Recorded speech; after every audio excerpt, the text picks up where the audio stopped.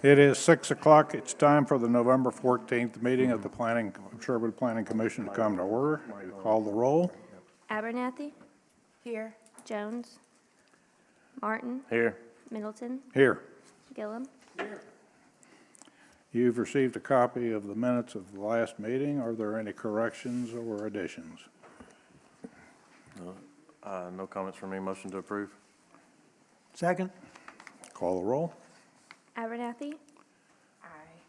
Martin, Aye. Middleton, Aye. Gillum. Aye. Are there going to be any additions or corrections to the agenda? Hearing none, the agenda is set. Call the first item. PUD request for Lot 5, 1R, Silver Creek Commercial Park, Thomas Engineering Agent, public hearing. James? Caught myself not scrolling down to the first application. So give me a second, scroll past the minutes. This application is the property just north of Crane Hyundai. You've seen this in previous iterations for other applications on this site.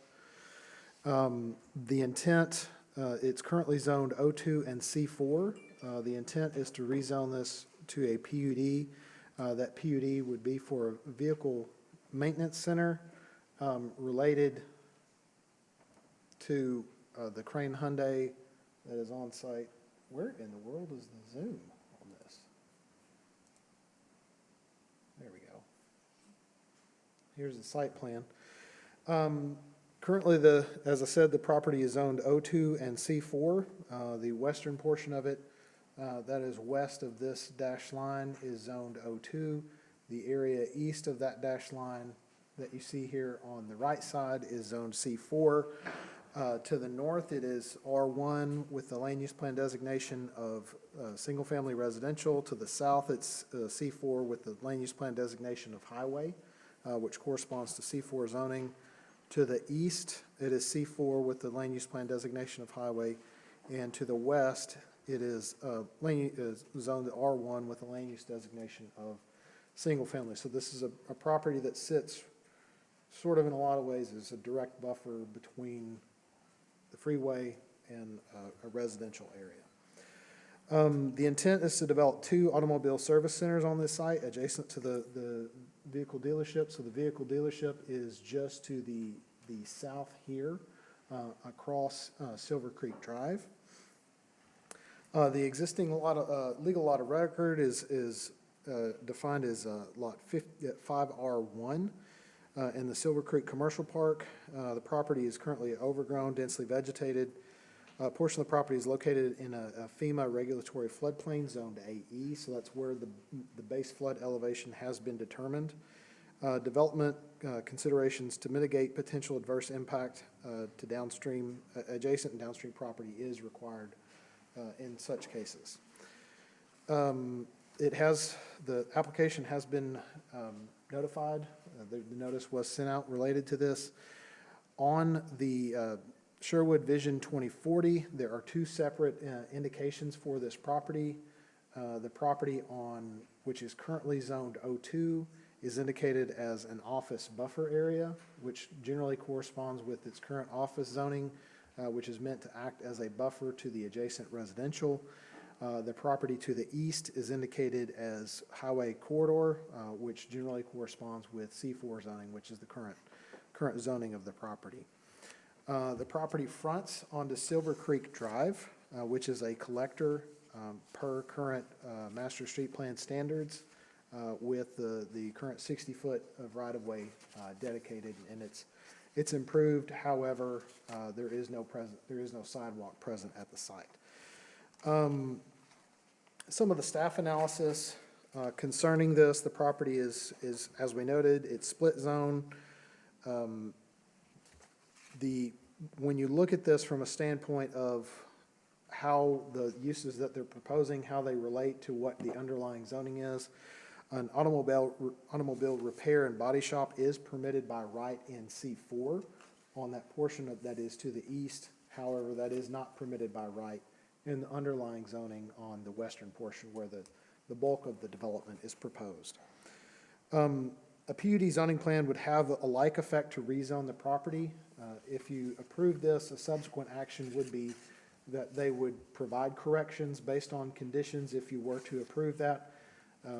If you were to impose conditions, those conditions would have to be met prior to being heard by the council, and then the council would vote on that. Following that, then there would be a full engineered site plan that would address all of the particular issues. So that's kind of the framework of how a PUD application works. There are multiple steps in that process for how this would be reviewed. So if this were to be approved or there was action taken on it, there would be multiple steps following this, just so that is understood. In terms of the PUD zoning plan specifics, we had asked that the applicant define the threshold requirement utilized to suffice to propose the PUD application. We'd asked them to indicate the proposed density expressed as floor area ratio. We'd asked that they amend the plan to clearly depict structural dimensions of the proposed structures, ensuring all setbacks adhere to the minimum standards of the Arkansas Fire Prevention Code. In terms of the analysis and review of dedicated open space, it does meet the open space requirements for such application. There is a requirement for public amenities that is not addressed within the application. They did submit building designs for the application. Here you see is the proposed landscape plan. These are the building designs. Those building designs do not conform with the applicable building standards that fall within the PUD requirements, so it does not meet that requirement. We'd requested a sidewalk on the front of the property. We'd requested amendments to the landscape plan in order to provide additional screening in the form of heavy vegetative evergreen screening. So that is not reflected in this. There has not been submitted a bill of assurance associated with that. And then we have some of our recommendations with the staff analysis. One thing that's important for the Planning Commission to consider, there are a set of very stringent review criteria that you have to have a finding of fact to approve a PUD. The first of these is that the PUD provides public benefits that would not be achievable through normal zoning regulations. This, in part, directly relates to the public amenities provision that exists within the PUD. That is not something that was addressed by the applicant. Therefore, staff finds that this sort of criteria cannot be, it does not meet this criteria in terms of looking at that. Adequate public utilities are already in place to service the property, or the developer has sufficient plans and private financial commitment in place to ensure adequate public utilities will be available. The site's currently undeveloped. Utilities and/or utility time would be required for future development. I think based on the density of everything, it would not be of grave concern related to this particular application. Third criteria is the development would not impose substantial negative external impacts on or prevent the orderly development of adjacent property. The adjacent property is largely already currently developed, so it's more what are the impacts of this development on those surrounding areas.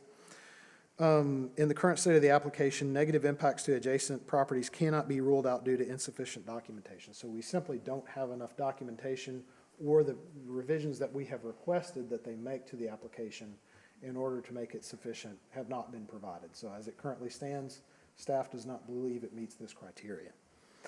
The development's land use is permitted in the underlying zoning district, is compatible with the city's land use plan, or substantially similar to adjacent property. The use is compatible with the portion of it that is proposed within C4, and it's the effective zoning district on the eastern portion of the lot. The use is compatible and appears the PUD application is utilized to circumvent zoning regulations and increase development coverage on site. So essentially, this would be a way to circumvent the existing O2 regulations on the western portion of the property. The development does not endanger the public health, safety, or welfare. The application at its present date lacks sufficient evidence to support the above claim. So on the basis, and then finally, the development's intent and design is consistent with the purpose of the PUD regulations as detailed in section 1408.01. While the PUD rules allow flexibility in development while encouraging innovative design, the proposed development does not specifically meet all the development standards or meet the intent of those development standards. Thus, staff does not feel it meets that criteria either. So on the basis of that, staff recommends denial of the application. Are there any questions? I know that was, I just gave you a lot of We'll hold information. questions. This calls for a public hearing, All right. and we'll have that first. I understand that there has been a written comment, so we'll go ahead and read that into the record. Correct. This is from Brenda Bennett. Her comment is, please deny this request. We purchased our home on Silver Creek 3 years ago with the understanding that the property behind our home was zoned for quiet office buildings. A body shop/mechanic shop would bring our property values down drastically. The noise and traffic would interfere with the peaceful nature of the neighborhood. Flooding has been a concern since the subdivision was built, and paving that area would lead to additional runoff and flooding of streets, yards, and possibly homes. We feel it is unfair to the homeowners to change the rules mid-game. Please deny the request for rezoning. This is Brenda and Danny Bennett, 6034 Silver Oak Drive, and that's their contact information. And I'm opening the public hearing, and that will be in the minutes recorded as part of the public hearing.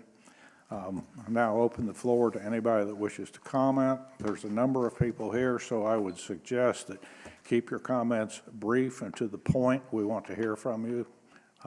Who wishes to speak? Come on up. Have you signed in?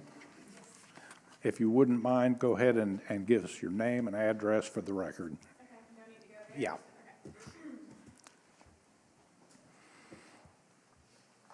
I'm Amy Powers, 6016 Silver Oak Drive, right off of Silver Creek.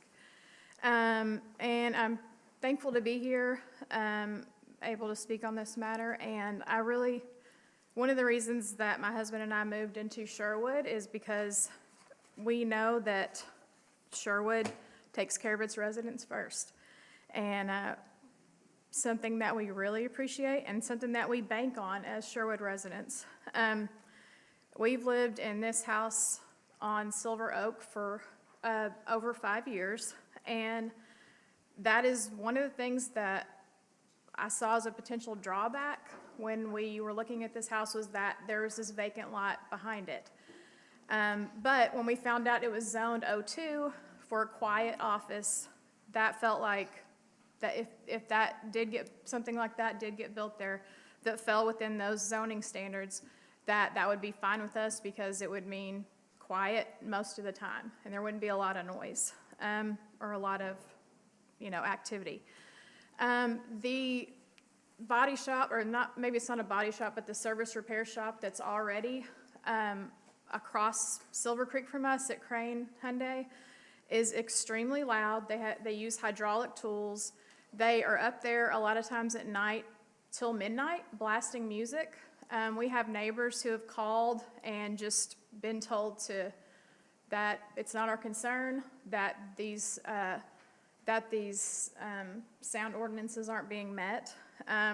So bringing that right into our backyard, 20 feet from where we live, would definitely decrease our quality of life, definitely add more crazy noise pollution. And we're also extremely concerned, like the comment read before, about the extra runoff.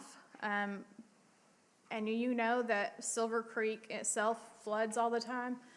A lot of times police have to come and put barriers in the way so people do not drive through that area. And according to the plans, it looks like they're going to be raising the elevation in some parts 7 feet and then paving most of that lot. So there's no way for the ground to absorb any more water. So we're talking about a much larger stress on the drainage ditch that's there. And we've even had water before come up into our backyard. We live uphill from the drainage ditch, but still coming up towards our yard, and to just continue to add to that would put our property at risk. Let's see. Yeah, we have runoff we have worries about the runoff, we have worries about the sound pollution, our quality of life living there. I'm at home most of the time, with my children, and I worry about what it's gonna be like with that being right behind our house. And like I said, we can hear it from 300 feet away across the street. So if it's 20 yards or 20 feet from our back door, then I'm really worried about what that's gonna be like. And also, I feel like the request for it to be changed to PUD as opposed to C4 is just kind of a backwards way to get there. An auto service garage is typically zoned C4, as the staff person mentioned. And so, you know, they might say PUD and they could change the plans at any point, but truly an auto service garage should be zoned C4, and that does not go with the residential area. So, thank you. Thank you. Anybody else?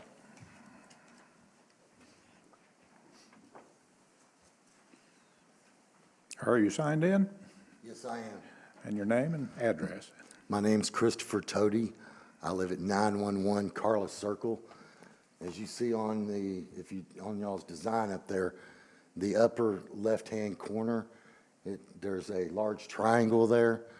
And if I'm correct, because I was looking at the different plats and stuff that I received from y'all that I FOIA'd, along with looking at the FEMA maps that were done back in 2016. So that's 7 years ago, and it shows the elevation areas that were marked in here. And so I'm behind that large back corner triangle, and that's most of my yard. I have a very large section that's right there. I already have flooding problems. All right, I understand our mayor is working very hard at working to talk to North Little Rock for them to dredge that out south of us, even further than the Crane place that already exists. Obviously, that's come to a standstill. I don't blame our city or any of this. I just understand those things happen like that. I've even spoken to some of our city officials about I'd give them 10-foot, extra out of my own yard and 150 feet long or further, all right, to make that concrete trough down there even wider so that it wouldn't flood as much, whatever it would take. That's a large asphalt area, as she stated, Ms. Powell did earlier, all right? And it shows on one of those diagrams, or one of the plats that y'all were given there, it shows where the water's supposed to run to. And it all looks like it's gonna come to my yard and everybody across that creekway that runs the full length there. And so if they're already blocking off the roads, which I've seen the police do it a lot, and I call in and I ask them about it at the city, and they say, well, it's one of those once in a 30-year spans when it's going to flood. Well, I've seen a lot of those 30-year spans since I bought my house in 2016, and it's all I'm asking is the last place that tried to come in there when they were going to put the housing for elderly or other people, I came up here to tell y'all the same thing then. This time it's saying the same thing, where the elevation's going to be up, all the asphalt's going to run all the water down, and it's going to flood all of us. I don't want to pay FEMA as much as I have to as it is, and it comes into my yard. I am in the floodplain up there. So either way, if they can come up with some great solutions, hey, I'm game, okay? And yes, I've even gone up to the Crane place last summer. I went and knocked on the windows at 12 o'clock at night, because I have well, she's 5 now, but she was 4 then, and asked them to turn the music down at midnight. I expect these things if it's a dealership there. I knew when I purchased my house, that I was there next to commercial. I expected certain things like this, but not where someone wants to give me a pool that I didn't want installed on that. Thank you. Thank you. Anybody else?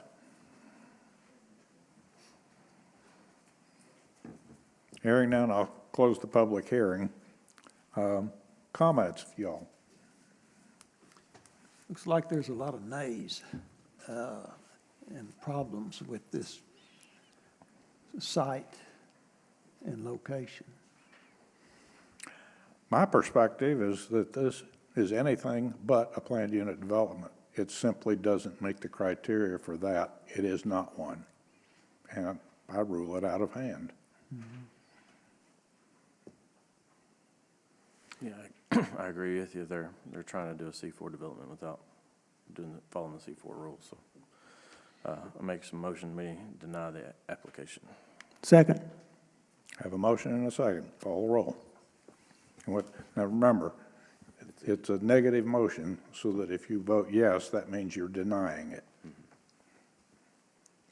Abernathy, Aye. Martin, Aye. Middleton. Aye. Gillum. Aye. Rezone request at 3600 East Keel Avenue from R1 to C3, Don Beck, owner, public. Before we proceed with that, you all understand that that application has been turned down? Okay. Okay.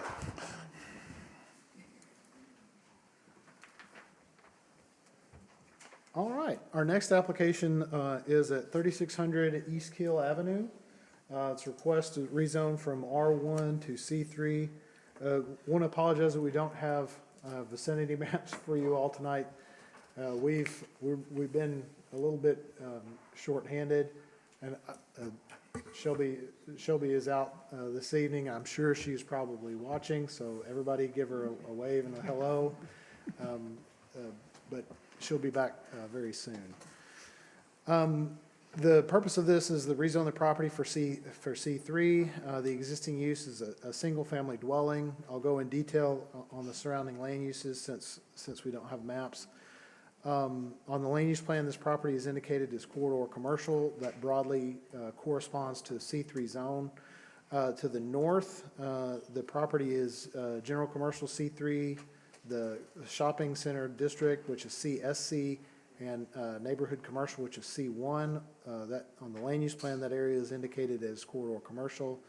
To the south, it's zone PUD on the land use plan, which is indicated for sort of suburban apartments, so large-scale multifamily. To the east, it's currently zone C3 with a commercial corridor on the land use plan, and to the west, it's PUD with large-scale multifamily. James, can you pull up the, on the city's webpage, the zoning map? It's under engineering and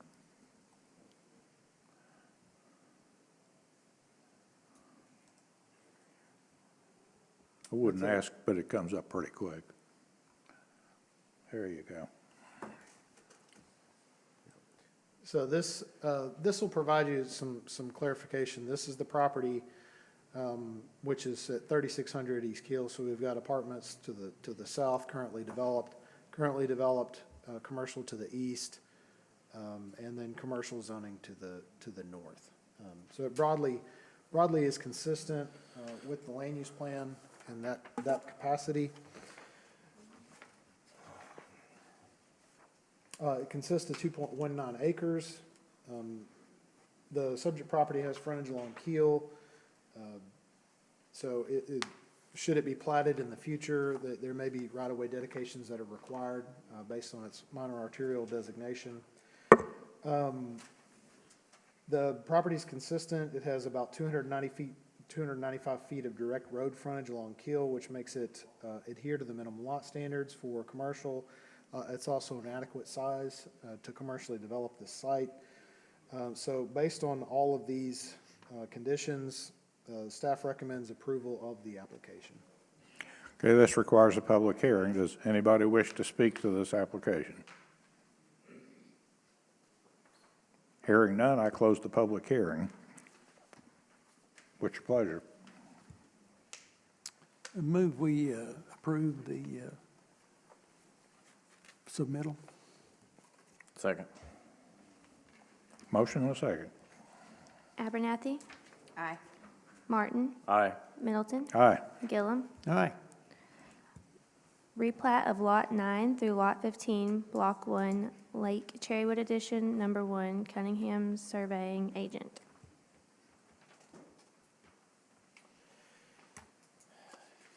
Yes, so this property is at the corner of Keel and Ash Street, so just sort of down the way, just a little bit from where we are currently.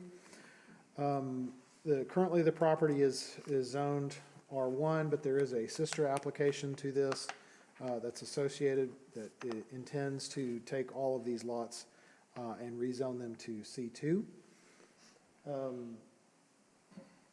The proposed, all of these lots would be consolidated into one lot, which would be Lot 1R, Love's Edition. This area, there is presently a single-family dwelling on site, but it was heavily damaged. This area was heavily damaged through the tornado, which is part of the reason why this is coming in at this time. It's a good opportunity to reimagine some of this area. For the land use plan on the property, lots 9 through 12, which are these properties that are on the front side, are indicated as S-off, which is office buffer area. The rear lots are indicated as small-scale multifamily through there. All properties are under consideration, additionally fall within the Keel Avenue future study area. It's been identified for a future corridor study. Having looked at this, one of the things about this particular property, and it's similar to what we've seen with some other commercial rezonings that have come in lately, is when you have, you look at these lots individually. So you look at Lot 9, or you look at Lot 10, and you look at Lot 11 or Lot 12. You look at them individually, and they're not really necessarily appropriate for any type of commercial use due to the lot size, due to the frontage. When there is an assemblage of these lots, it begins to look very similar to other portions of Keel where you've got commercial zoning within those areas. And so I think the thing that is distinct about this particular application is the potential of the assemblage, which I'm getting ahead of myself. We're just talking about the replat with this application. In the staff analysis, one of the questions that we asked was if there are current utilities in the alley, the existing easement that runs between the sites, if they had plans for that. That likely is something that may come up in the future with development. At the present time, we have not gotten any indication that they intend to move any of those current utilities, which constitute sewer and power in that location. We had a number of small items that we needed addressed, but they were somewhat significant in terms of looking at the right-of-way dedication along both Ash Street and Keel in terms of the actual amount of dedication that's going to be required with that could impact certain things on the site. So that was. We can't hear you, you're mumbling. Oh, I'm sorry. Okay, well, I do have a low gravelly voice, so I apologize. Thanks for bringing that up. I could hear him just fine, but I got my hearing aids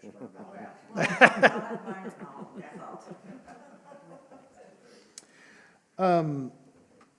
Additionally, we needed revisions, staff needed revisions related to the legal description to make sure that we have a true and correct boundary description for the property. So there were several that would, normally we would say, oh, this would be an application, we can handle these as contingent items, but in this situation, given the number of them, staff felt that we needed to have those addressed prior to it being approved, and so based on that, staff recommends tabling the application. Folks, what's your pleasure? If there's still comments to be addressed, I'll take staff's recommendation, make a motion to table it. Second. Call the roll. Abernathy, Aye. Martin, Aye. Middleton, Aye. Gillum. Aye. rezone request at Lot 9 through Lot 15, Block 1, Lake Cherrywood Addition, Number 1, from R1 to C2, Cunningham Surveying Agent, public hearing.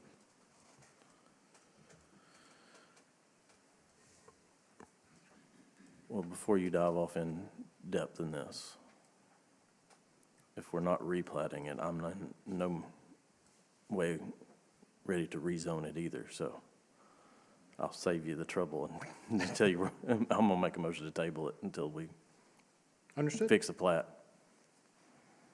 So you're telling me to give you the 5-cent staff report rather than the, Hey, you can give it to us or not, but the motion, the motion's gonna be to table this until the plat issues are addressed. I understand. I would add something to that. I would feel a whole lot more comfortable reviewing it if the land use plan and Vision 2040 were also amended. I'd like to see a public hearing next month so that that in effect precedes any action on this. Oh, does that need to be addressed too? We need to have a public hearing. Okay, well, Staff another reason has to a- table. Yeah, I think staff has a cleanup item on this additionally. I think it would be good if you did go ahead and proceed with the public hearing. That way that those public comments are received on this application. That way we don't have, we can close the public hearing and have, render a decision next month.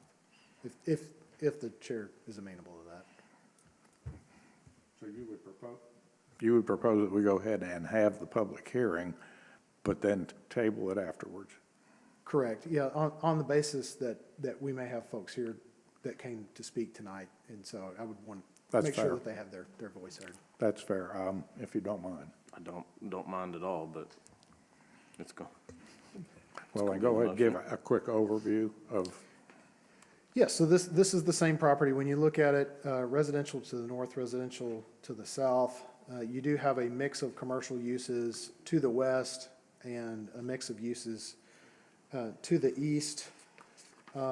In terms of looking at this, the comments that I made about the assemblage of property and it being consistent with other times that we have considered an assemblage of property for commercial rezoning, that's why staff would recommend eventual approval of this application once the replat issues are addressed.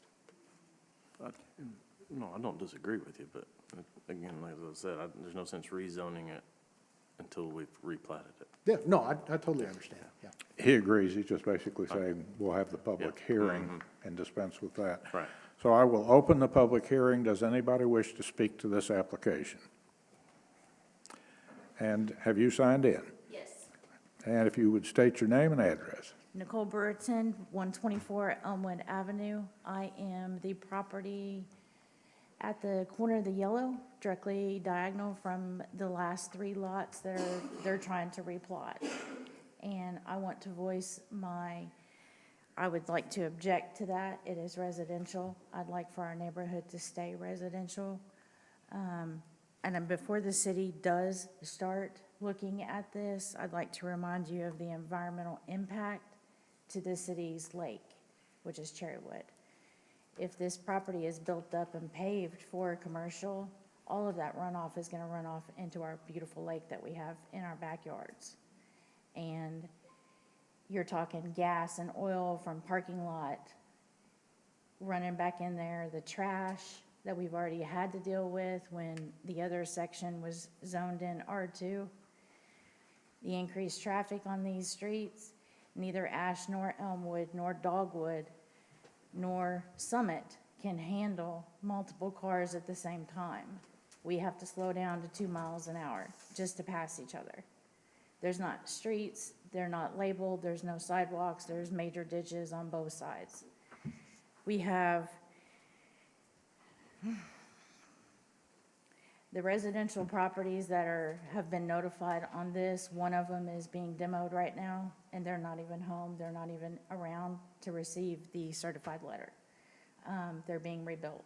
The other properties are rentals, and I'm not sure if the actual landowner was notified of this meeting, because I'm pretty sure he'd be here tonight objecting as well. There are plenty of places off of Keel for any kind of commercial.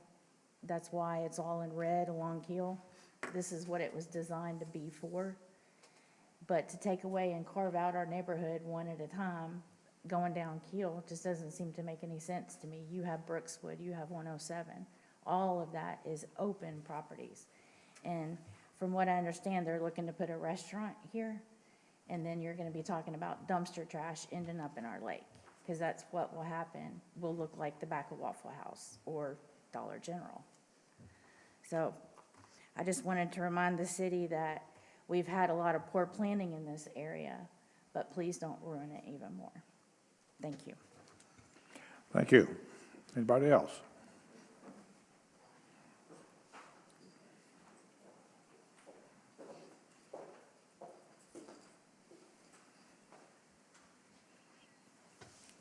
Have you signed in? Yes, I have signed in. My name is Mark Love.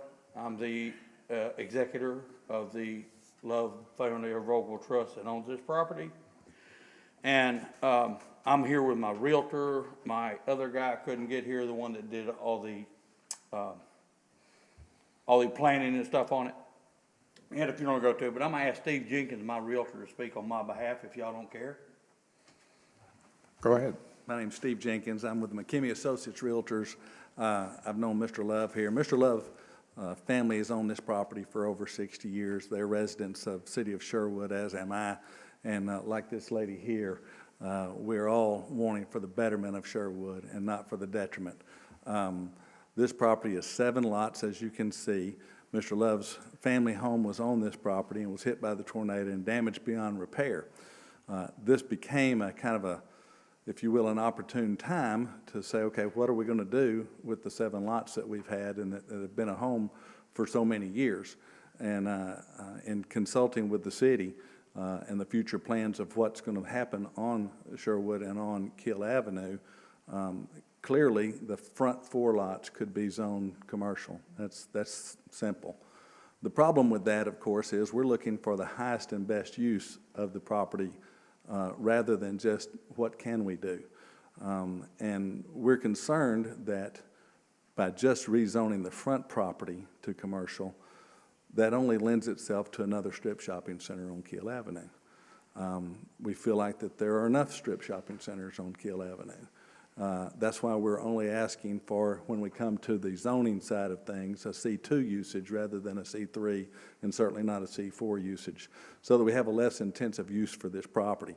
In order for us to see more commercial development that the city needs for tax purposes of a nicer property than just another strip shopping center, maybe a nice restaurant, maybe many other things that require more depth than what we're seeing.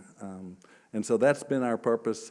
We don't have plans for anything other than to equip the property to be sold to a commercial developer. As you folks know, when commercial development takes place, a site use plan will have to be done, proper drainage, proper storm drainage will have to be done, curbs and gutters will have to be put in. It's my understanding that there are no curbs and gutters currently on Ash or on the streets behind it. So with proper curbs, gutters, and drainage, I hope that should, if done properly, will allay any fears of additional problems for drainage going into Lake Cherrywood. And if all the city rules and ordinances are obeyed by the commercial properties, dumpster enclosures will be put up. We shouldn't have problems with that either. So I feel like that we should be able to address the very legitimate concerns that have been raised tonight with proper enforcement of the new rules that might come along with what we're going to see along Keel, Brockington, 107, the 3 major commercial corridors through our city.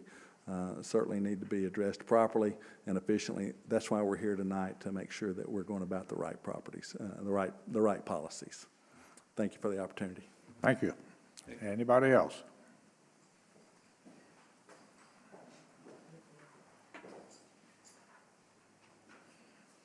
Good evening. Evening. My name is Elizabeth Winfield, and I live at 107 Elmwood. I'm with Nicole and her husband. We had a building across from my house 2 years ago that was wanting to be rezoned as commercial. We fought it because we don't want that area to become a commercial. We're family-owned homes. There's tons of children on our street. People fly up and down our road constantly, and I worry about the children. Well, like Nicole said, you cannot pass. You literally have to get over to let a car go by. You put it as a commercial building, you're gonna add more traffic. Our roads can't handle that. You've got 4 feet deep ditches on both sides of the road. You get 2 cars, you get one that doesn't want to give, your other one's going to end up in the ditch. My main concern is, I've lived in this house since 1971. This was my parents' home when they bought it, when Kiel was 2 lanes. I get the back part of my lot being up against Kiel. That, I understand that. That's growth. But putting that in as a commercial with all those lots, you get so much traffic. Like Nicole said, you're going to get drainage. Cities work too hard to get that lake pretty, cleaned up, enjoyed by all family. Our road in our neighborhood cannot handle a commercial on both lots. Like I said, I agree on the front, but not that back one that sits on on Elmwood. It can't handle it. And we don't want any more traffic than we've got with all the trash and the people. Like this gentleman said, there's going to be laws. Well, who's going to obey those? You look at Dollar General now. You look at, all the other commercials. They got trash piled up everywhere. Who's going to enforce that? I don't want to. I don't want to smell it. I don't want to look at it. I pay too much taxes on my home. Me and my husband do, and everybody else on that street, We want to fight against this becoming a commercial property. Thank you. Anybody else?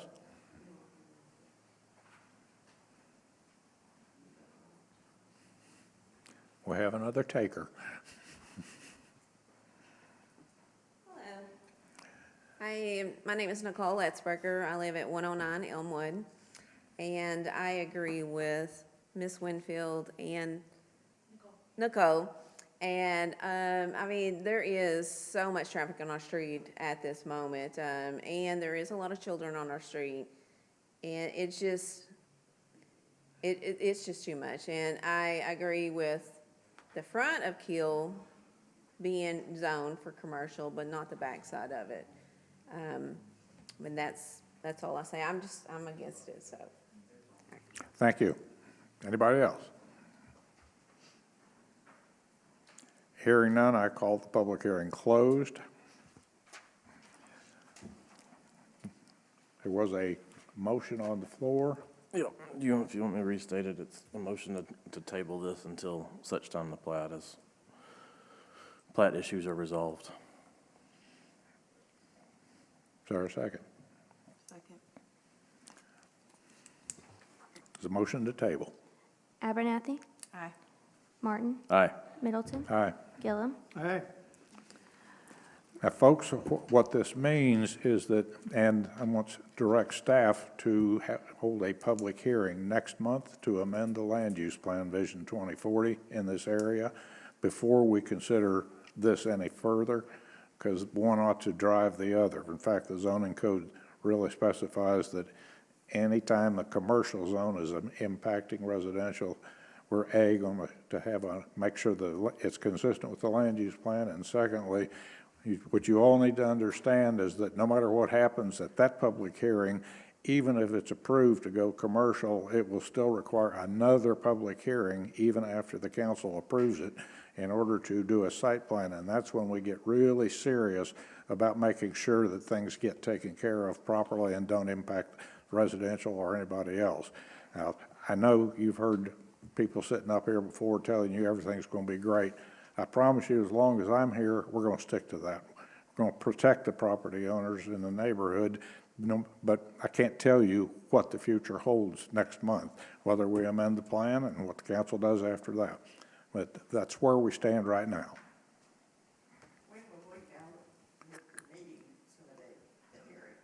It'll be the second Tuesday at 6 o'clock. In this same building. Right back here, yeah. rezone request at 10523 Highway 107 from R1 to C3, City of Sherwood, owner, public hearing. Okay, this is a paired application request,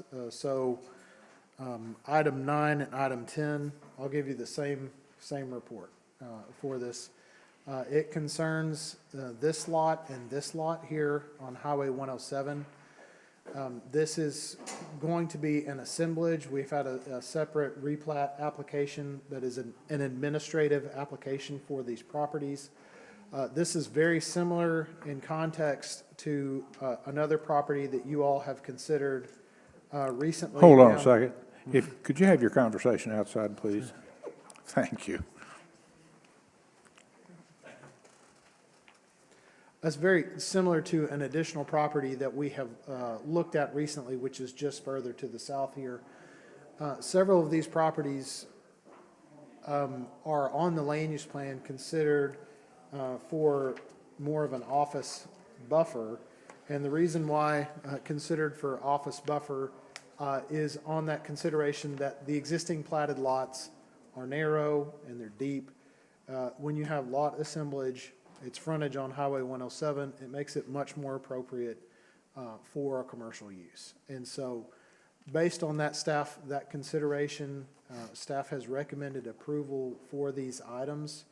We do have our replat that is being handled administratively. We can hold if you all vote to approve this application, we can hold that going to council until that replat is perfected. Okay, this also requires a public hearing for this one lot. Does anybody wish to speak to this? Yes, sir.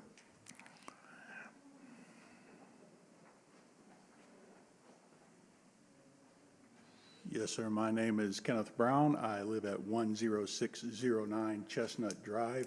And if you look at your map, it is the second from the corner behind the lots in question.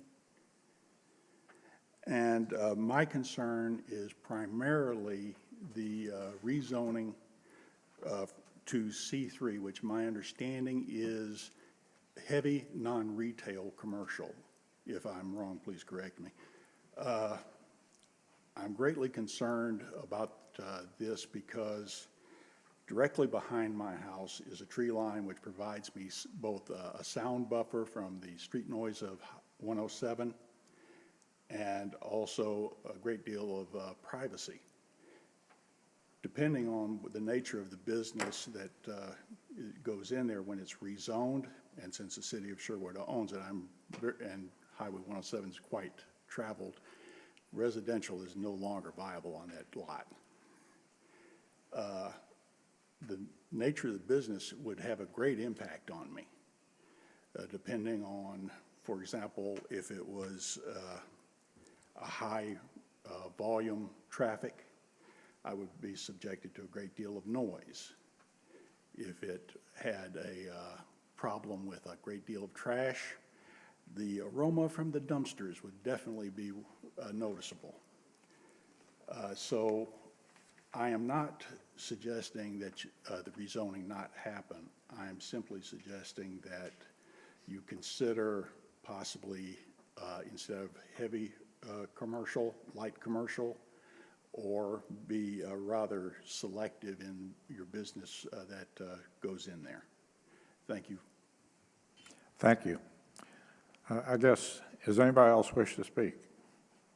Then I'll call the public hearing closed. I'll tell you the same thing that I mentioned about the previous applicant, that there will be another public hearing once this is rezoned and once somebody has actually bought it and decided what they want to do with it. And we're pretty stringent on the requirements for buffering against residential lots adjacent to such a thing. We can't dictate what somebody puts in, except that one thing you might do, go to the city webpage and look at the zoning code, and it lists all the uses that are allowed in the various zoning districts, and it could be any one of those, but any one of those would still be subject to a site plan. Well, I did attempt to access the website, but the internet and I are naturally Keep trying.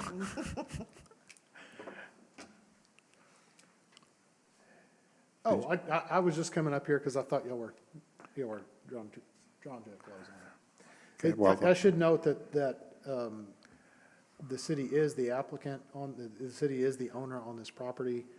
So there are some discussions that we could have internally regarding buffering for that site, to make sure there's adequate protection there. You were suggesting the possibility of tabling until the, I would say in this instance, because it is, this application, it's an administrative approval for the replat that's associated with it. If you all look at this, pass it forward, we can hold it going to council until we have that replat hammered out. I guess my question is, what concerns me is that what we've got right now are 2 lots going for a rezone, and once the plat comes out there'll be 1 lot. So I just assume move ahead myself. That's understandable. There is not a question of the assemblage. These 2 lots will be assembled. Yeah. Are the 2 lots shown up there? It is this lot and that one. So if you look at it right here, it's these 2 lots. And that's hard to see.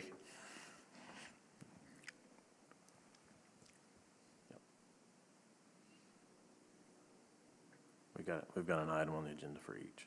Yeah. Yes. So the subject now is 10523 Highway, 107. Is there a motion? Motion to approve the rezone. Second. Abernathy, Aye. Martin, Aye. Middleton. Aye. Gillum. Aye. Rezone request at 10603 Highway 107 from R1 to C3, City of Sherwood, owner, public hearing.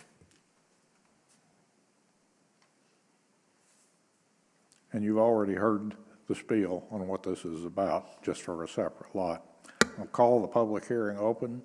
Does anybody wish to speak? Do you wish to say ditto? I have a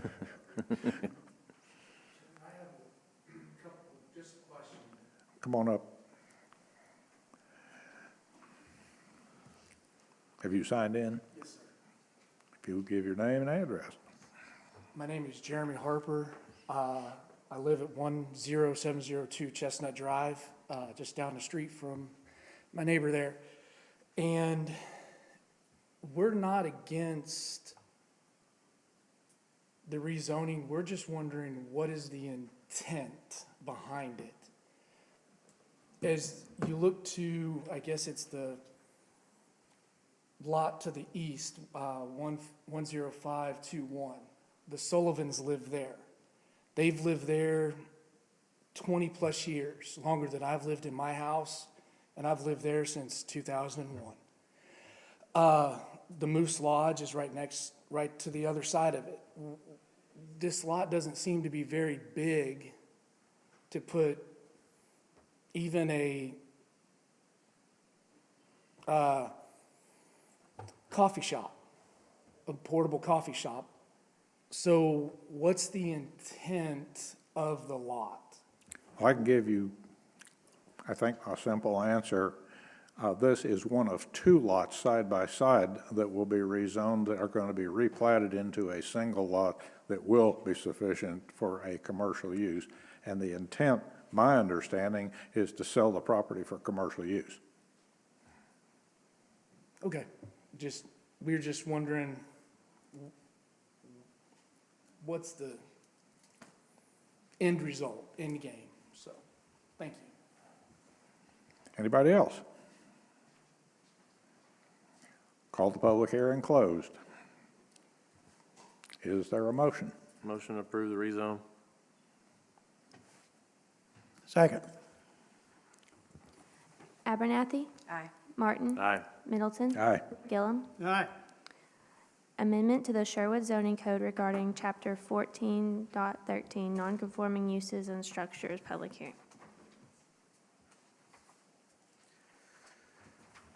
So last month, as a result of the public hearing that was under consideration for 8900 Brockington Road, that you all will be looking at next on the agenda, there was a concern raised regarding non-conforming provisions in the zoning code.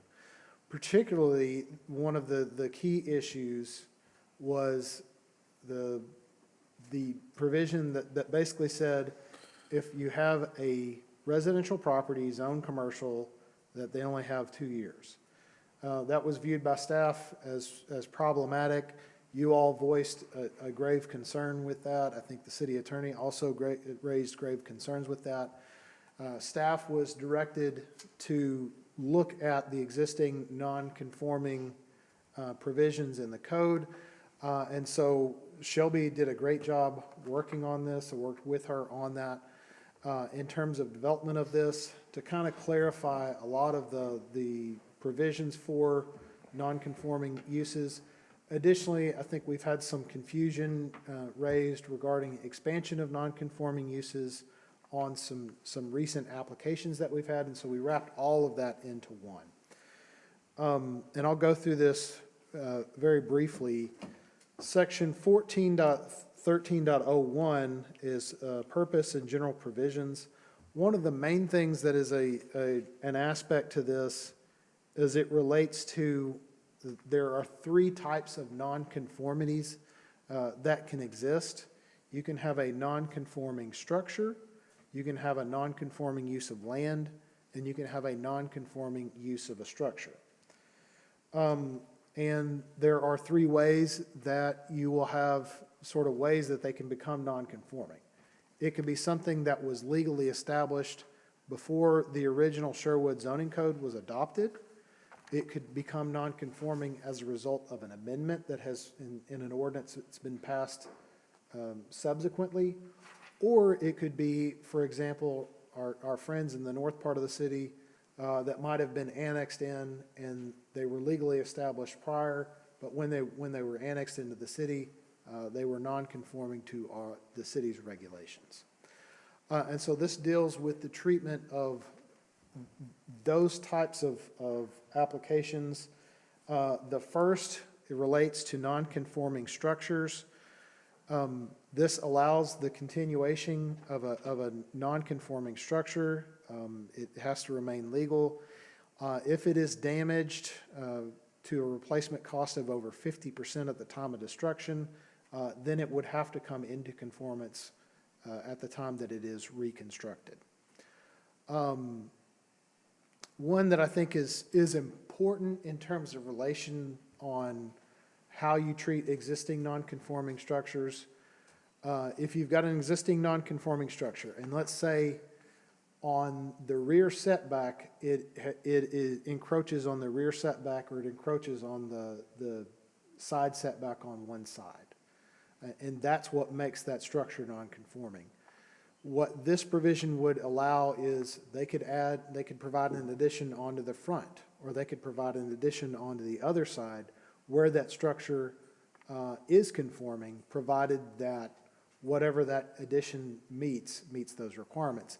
And that wouldn't have to be reviewed by you all. It would just simply be administrative from the standpoint of going before Mr. Brown and making sure.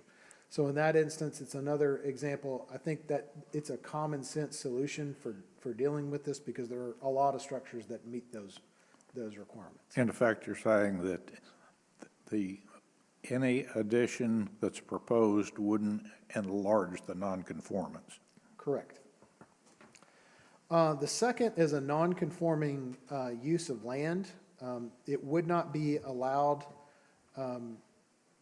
essentially to be increased in intensity or occupy a greater land area than when it became non-conforming. If it ceased for more than 12 months, then it would be sort of end in perpetuity. It would have to become conforming after that point. And then if applicable, it would be required to maintain a business license. That's very critical for the city in terms of an enforcement mechanism. It's one of the only ways that the city is able to ensure that that use is actually continuing.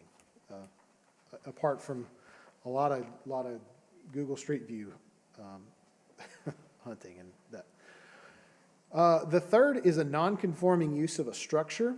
And the use of a structure it could remain otherwise legal and maintain a current business license. If the structure was designed for whatever that use was, it could occupy the full space. If it's changed to a conforming use later, it can't be changed back to a non-conforming use. So it's a one-way street. Once you go conforming, you can't go to non-conforming. And then if it is discontinued for 12 months, then all bets are off. The last provision here in 141305 relates to the expansion of nonconformities. And this is really set up to provide an application related to that. That application is going to specify at a minimum what documents need to be included with that application. It specifies the review process. The enforcement officer would review the application. They would make a recommendation to the planning commission on that item. In consideration of the application, they would look at the report provided by staff. They would look at how it impacts adjacent property. You would look at how it does, would this otherwise conform with all of the other requirements? What types of impacts it would have on adjacent property? Is this generally consistent with the comprehensive plan? And then there's an approval criteria here that the Planning Commission, to approve the expansion, would be required to affirmatively find the expansion wouldn't unduly negatively impact adjacent property or undermine the spirit and intent of the code. The Planning Commission, in such consideration, could impose conditions on that expansion. So that's the provision. The too long didn't read version of this is the provision that relates to if you're residential and you get zoned commercial, that's gone.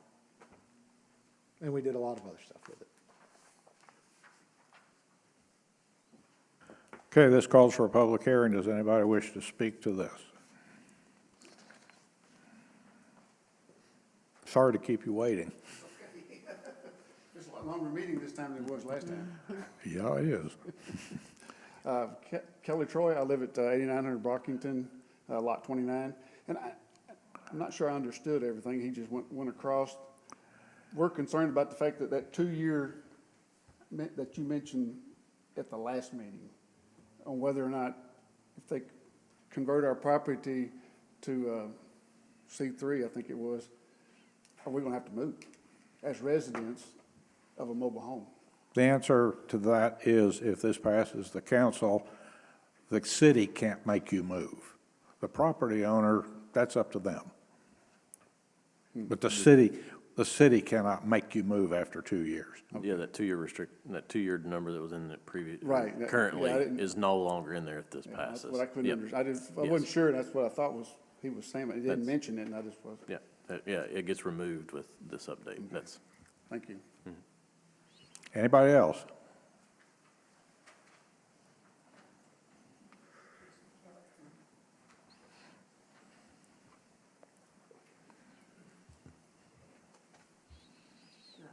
Thank you. My name is Dorothy Dilbeck. I live at 8900 Brockington, Lot 30. I'm 89 years old, and I've lived there for 39 years. My home, I cannot move. I am not capable of packing up and moving at all. And I'm hoping that you'll help me out, because I don't have a lot of years left. Thank you. Well, I can just tell you this, the city won't make you move. Anybody else? Public hearing is closed. What's your pleasure?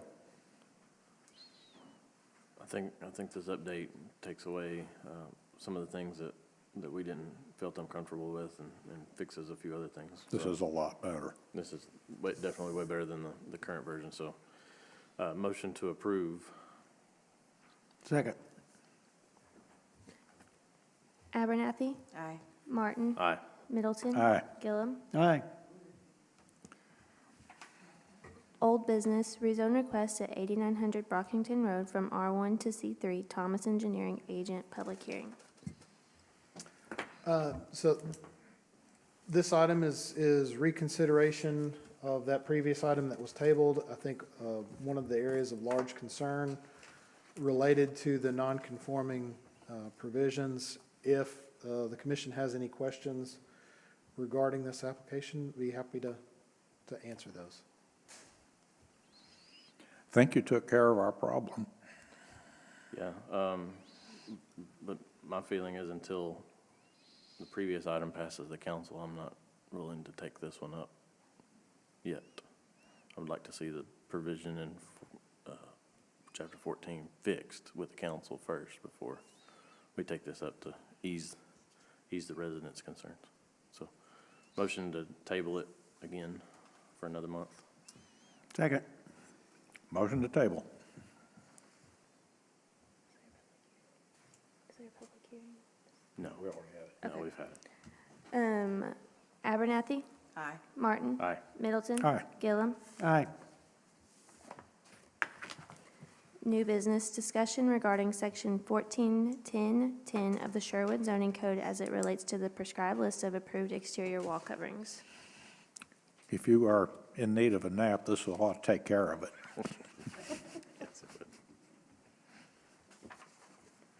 I'll not take that personally. I guess what you all's pleasure in terms of discussing this, I have provided you all, just as a resource, the existing provisions out of the code that relate to what types of building materials. I was able to mine some existing work that I had done for a previous employer. I related this issue in terms of a survey and a report that looked at various cities' requirements on building materials. If you want, we can go over some of that, or I'll kind of leave it at the commission's discretion. I'll be honest with you, I don't know what to say. The only times I have seen something like this was usually through the use of an overlay district. And that was usually because it was a scenic corridor, or there was some unique character like a downtown historic district or something like that, that would have a bearing on what kinds.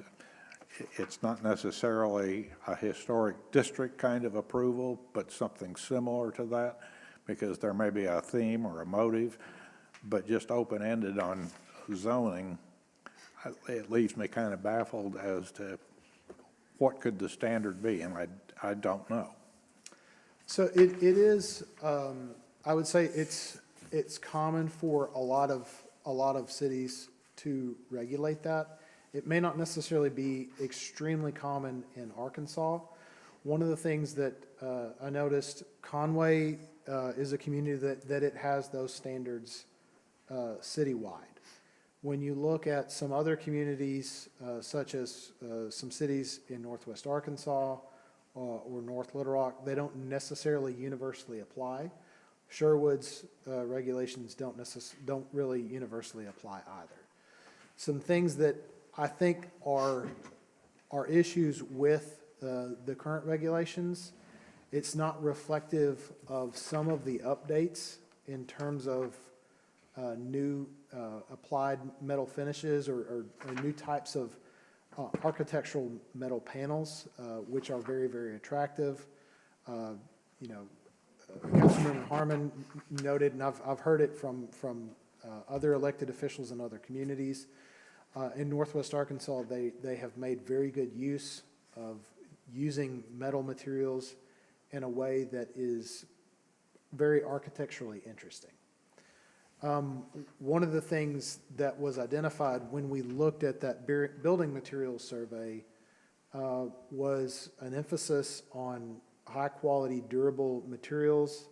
And that survey that was conducted, it was sent to everybody that we could get contact information for that was a registered architect in the state of Arkansas, or who had ever done any type of commercial site design work in the city of Conway. And one of the things that we discovered are there are certain materials that I think, from an architectural standpoint or developer's view, as being, I think, very durable, not necessarily always super attractive. And there are some that are very attractive in terms of contractors, that contractors like to use, but aren't necessarily durable. If I were to have a recommendation for the city, I think there would be probably some allowance for additional flexibility as it relates to metal. I think expanding the application of the district into not only considering just C3 and C2, but additionally C4 might be appropriate, and defining some level of differentiation for industrial requirements separate from commercial requirements. I'd go a step further. I like where you're headed on that. I think it ought to be based on a standard of quality rather than a standard of appearance, which is kind of what I think it was done before. And I'd also like to see it taken completely out of the zoning code. I mean, the appearance or the durability, it needs to be consistent with the state fire prevention code. And it could very well, if you give it a proper standard for safety or durability or whatever. I'm not sure what those are. I'm not an architect. But something like that, instead of listing specific things in the zoning code, that just never made sense to me. It seems to me that the building official can make that call, which can be appealed to the planning. It could be appealed to the city council if it's not in the zoning code. One thing I would state that I think that I forgot to mention is that there are certain standards related to detailing and sort of the massing of a structure. One of the things that was common among several other regulations were requirements that basically, if you had a very long facade, to require some type of vertical articulation. So every 30 feet required some member or portion of the structure to be protrude out, which is similar to what we have in our PUD regulations. So What we did with that mini storage over on 107 at Maryland. correct, yes. They break it up into facades and bays. So I do think I do think from a standpoint of overall cohesiveness of if we go to a direction of having overall commercial design standards in terms of site standards for layout of parking lots and those things, marrying that with some of the things that relate to landscaping, that it may be, I think, a little bit confusing, but in terms of the lines, but I think from in terms of application for applicants and people doing site design, having that rest in there, it can be useful.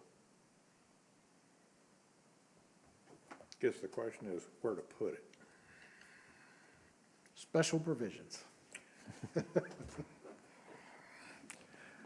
Well, and frankly, I would love to see the site plan thing go to the land development code instead of in the zoning. That it might be more appropriate there as part of site design, but I just can't get around trying to name specific product types, which in 5-10 years may be passé and out of date and not the best application of the best technology. Yeah, I don't know that it would be beneficial to name specific product types, but if you talk about specific product families that meet a certain standard. So for instance, oftentimes the question is that you'll talk about architectural metal panels. Those are often called ACP or ACM. And there's differences in the thickness and gauge, and that relates to the quality of it, the durability of it. Oftentimes, one of the things that you might have if you have a very cheap panel is that it starts to wave over time due to heat and cold contraction. When it's a thicker panel, it doesn't tend to do that. There's also a lot of innovation with fiber cement panels that are occurring when you go to larger cities. You'll see large multi-story structures that have those fiber cement panels that use sort of this variety of color that's just striking. and it's got its own sort of built-in rain screen type systems, that there's a lot in terms of building technology right now that I think we need to build in that flexibility to recognize what's currently occurring, and then it be broadly defined enough to allow for future innovation. Does any of this give you something to work with? I think so, yeah. Okay. If y'all are, if the what I've been putting down or said as general recommendations seems like kind of nods or Yes. okays, or that gives us some direction. The council has obviously in their meetings spoken to this as well, and I think, generally speaking, the largest piece of consensus that I've heard is good metal should be more readily allowed. I think it's about time, because I can remember a council member just being adamantly opposed to metal buildings, and I've seen some come up that, boy, they look better than a lot of the houses in the older part of Sherwood. So it didn't make sense to me to just rule that out verbatim. One of the largest challenges for me is I currently work in a large metal building, and it's very architecturally striking. So, Thank you. all right, thank you. Is there a motion to adjourn? So moved. Second. Abernathy, Aye. Martin. Aye. Middleton. Aye. Gillum. All right.